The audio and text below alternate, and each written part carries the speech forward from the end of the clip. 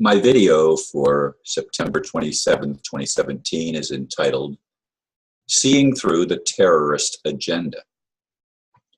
Let me once again be clear. People are not naturally terroristic. Terrorism is an agenda by those who want to control others.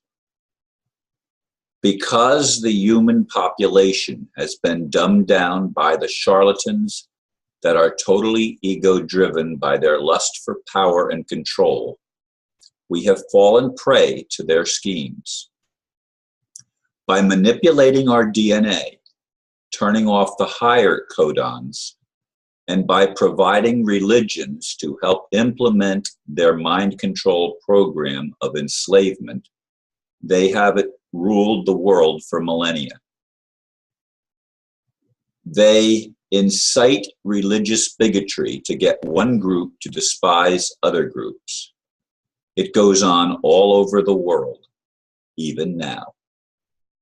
We can see it in what they are doing to the nations in which Islam is predominant.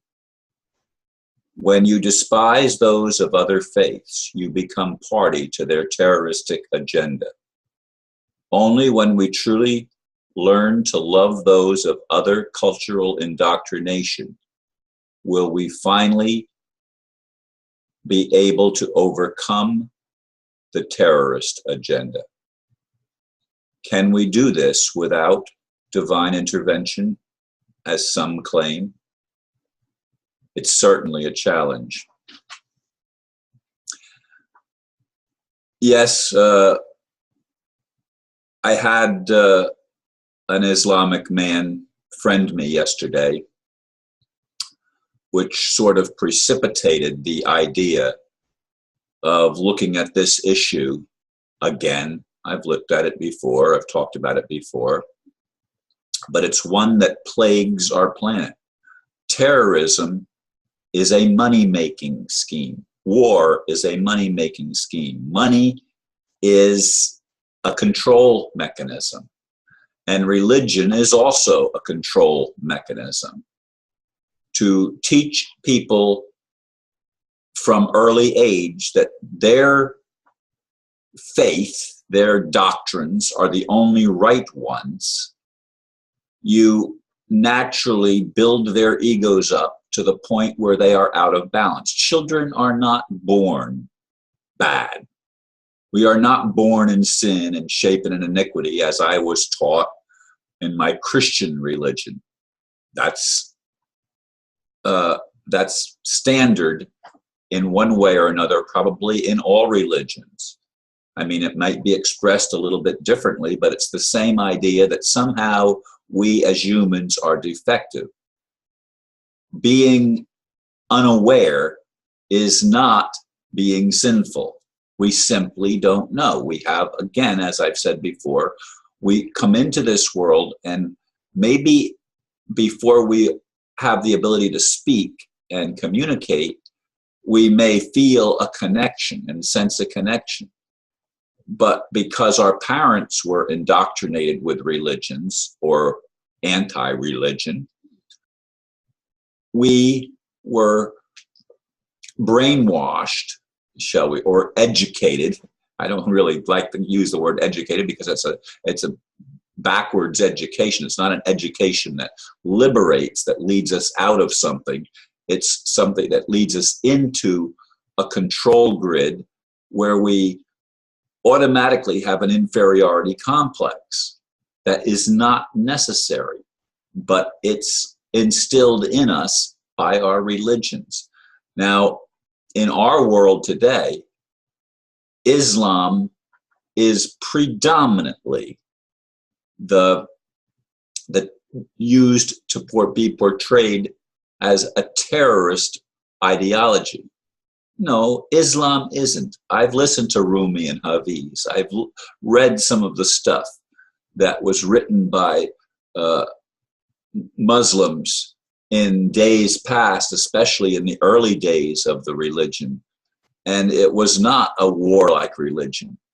The only religion that was warlike, ironically, is Judaism, which is why I've talked about the fake Jews. And it's not, yes, it is, okay. The biblical stuff that we were given is rife with all sorts of warlike attitudes of trying to wipe out other people and other cultures.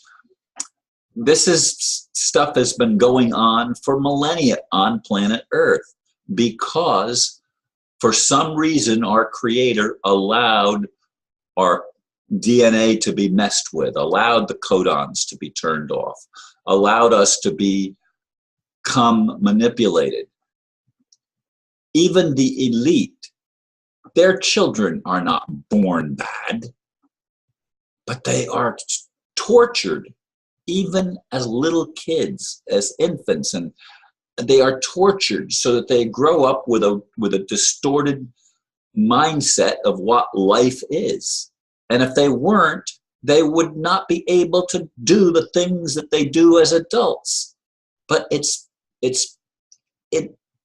incited into the very psyche, into the very consciousness of the beings. We are not, therefore, capable, in many cases, of rising above it because the whole system has been developed to keep us down and to keep us subservient to the warring mentality, to the greed mentality.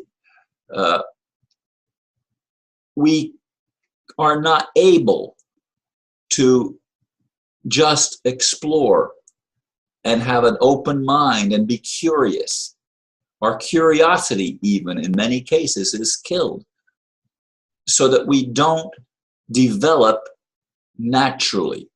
Our development is, again, manipulated by those with a desire to control everything else. People get upset at me because I don't throw stones at Muslims.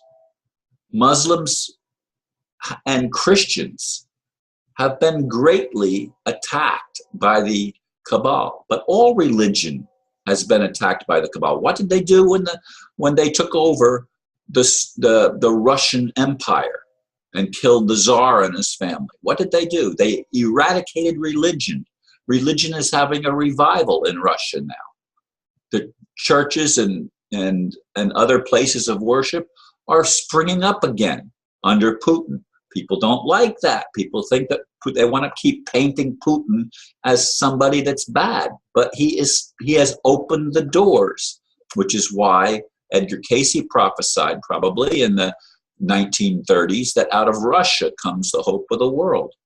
But Islam has to have a rebirth too, to go back to the beginning where Rumi and Hafiz were respectable people with great talents and abilities to communicate love, to communicate peaceful things.